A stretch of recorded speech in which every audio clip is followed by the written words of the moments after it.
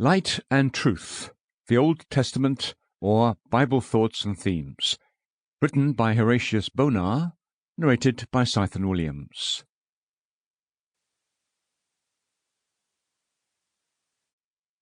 Preface. All the rivers run into the sea, yet the sea is not full, said the wisest of the wise. We might add to this and say, all the rivers come out of the sea, yet the sea is not empty. All the good books in the world have, more or less directly, come out of the Bible, yet the Bible is not empty. It is as full now as it was when it was first written. Let's not be afraid of exhausting it. There is only one book that bears such study. Let us be thankful that our world does contain such a book. It must be superhuman, supernatural.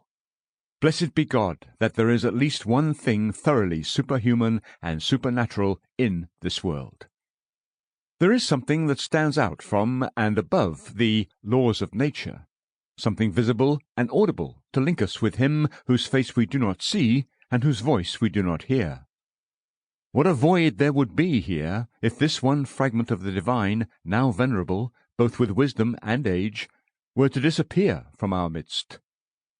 Or, what is the same thing, if the discovery were to be made that this ancient volume is not the unearthly thing that men have deemed it to be, but, at the highest estimate, a mere fragment from the great block of human thought, perhaps, according to another estimate, a mere relic of superstition. "Bring the book," said Sir Walter Scott upon his deathbed to Lockhart. "What book?" asked Lockhart. "What book?" replied the dying novelist. "There is but one book." Yes, there is but one book, and one day we will know it, when that which is human will pass away like the mists from some Lebanon peak, and leave that which is divine to stand out and to shine out, alone in its unhidden grandeur. God is recalling humanity to the book, now that was written for it. By the very attacks made on it by enemies, as well as by the studies of its friends, He is bringing us back to this one volume as the light shining in a dark place.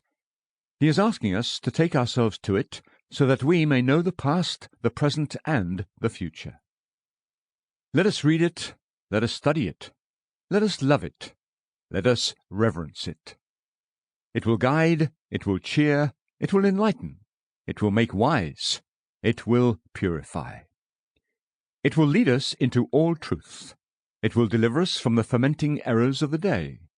It will save us from the intellectual dreams of a vain philosophy, from the corrupted taste of a sensational literature, from the baseless novelties of spiritual mysticism, from the pretentious sentimentalisms of men who soar above all creeds and abhor the name of law, from broad churchism and high churchism and no churchism. It will lead us into light and love, into liberty and unity, imparting strength and gladness. This book is the Word of God. It contains the words of God, and it is the Word of God, the thing that God has spoken to man. Being the Word of God, that which it contains must be the words of God. Each word of God is true, and is as divine as it is true. But are there not various readings, so that at times we are uncertain as to which is the authentic word? Yes, but these cases are few, and doubtful cases do not invalidate those that are not doubtful, the latter of which compose more than 9/10 of the Bible. The doubtful readings make us far more secure as to all the rest.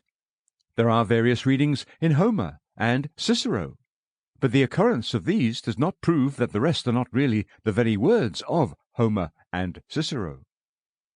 But are there not words of wicked men, indeed even of Satan himself, in the Bible? How can I say that it contains nothing but the words of God? I did not say this. But I say that even the words of the wicked are inserted in it by God for a wise purpose. In interpreting such words, we are to consider what that purpose is, so that taking the passage as a whole, we will extract the truth of God from it, and even discover also how the words of the ungodly are made to illustrate the truth of God. No word is set down in the Bible except by the authority of God. This is our security and joy. Sample complete. Ready to continue?